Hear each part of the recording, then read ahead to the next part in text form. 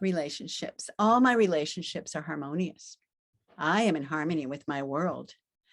I am in harmony with those around me, with my family, with my community, my world. I create balance in all my relationships. I feel my connection to the earth, to the human family, to the spirit. I relate well to those who are close to me. I take responsibility for my part in healing family histories that may have carried over many generations. I'm going to read that one again. I take responsibility for my part in healing family histories that may have carried over many generations. I notice my patterns and work on myself lovingly to overcome anything that might hold me back from having completely harmonious relationships.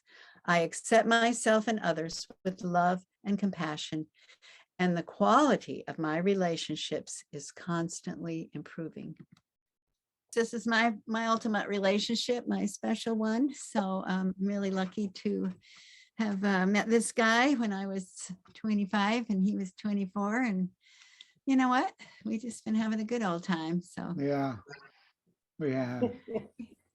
We have our struggle. We've had our struggles and challenges in life. And, we get the gift of dealing with whatever it is that we have to deal with. And we just keep going. But I must say, I'm pretty lucky to have found this one.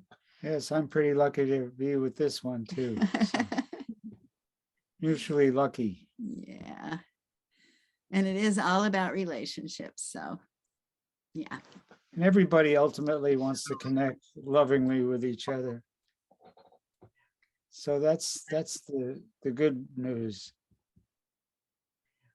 And that keeps your heart open. And life is so beautiful for us to enjoy. And the force is the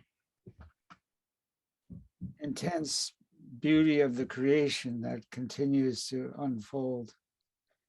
There's a lot of funky stuff going on, but we'd rather focus on the beautiful stuff and the joy that comes with it.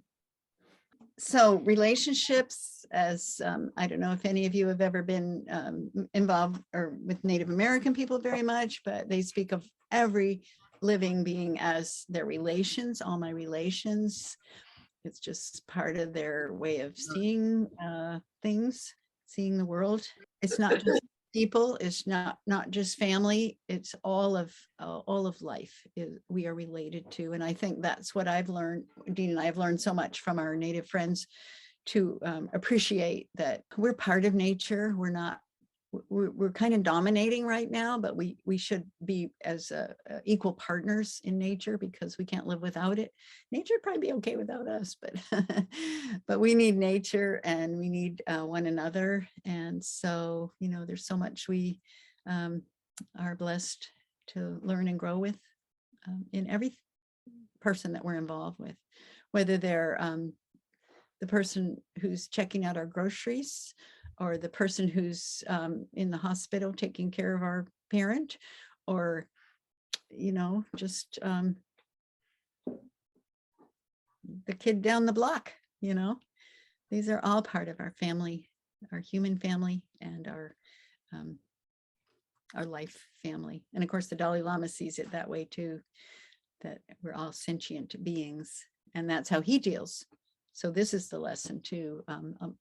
There's a video you'll see as you sort through some of our videos, but it was of the Dalai Lama answering the question, how do you deal with the Chinese and all that they have done to the Tibetan people? And we were in Dharamsala, this was in 1998, I think.